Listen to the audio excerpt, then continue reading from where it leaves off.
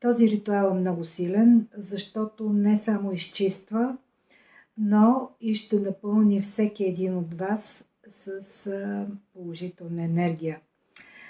Надявам се да ви е интересно, надявам се да бъдете доволни, а тези, за които го правя, да бъдат щастливи и наистина да почувстват прекрасната, божествена, вселенска енергия, която ще дойде към тях. И така започваме.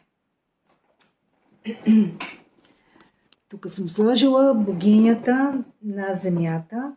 Ето я.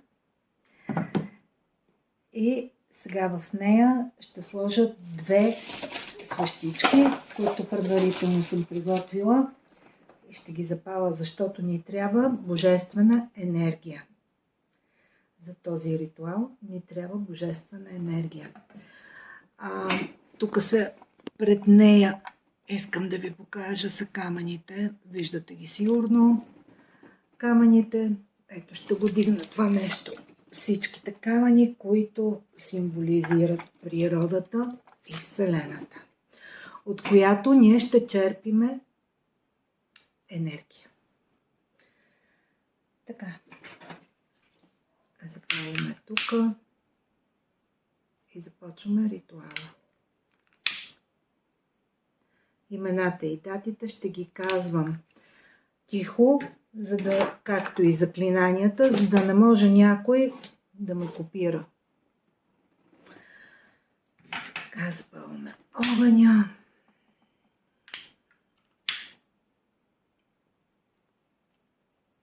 Едно бъбренче тук трябва да има с благовония, което да бъде. Сложиме малко тъмян.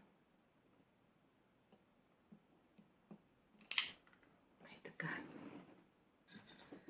Можем и тук да го сложим този тъмян. Така. Започваме. Аз ще обърна още камерата, за да може да гледате.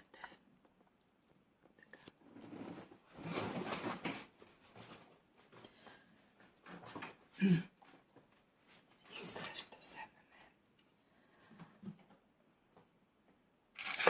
Исус Христос, светата Тройка, чисто лице, негативи, зли, помисли, проклятия, уроки, лоши, близки, непознати, отправени към равът Божий. Лидия,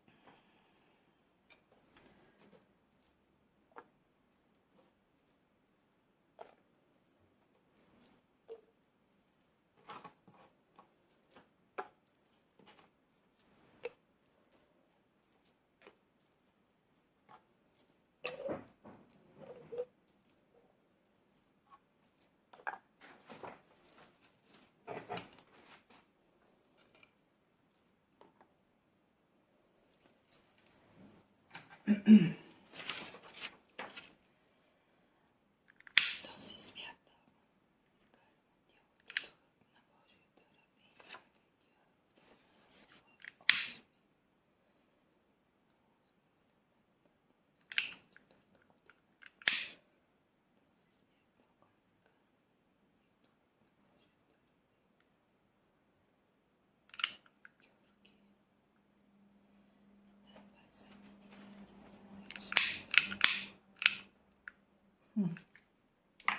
Добре. По някой път стават такива работи. Ще вземем тук кибрид, както е казано в древните книги.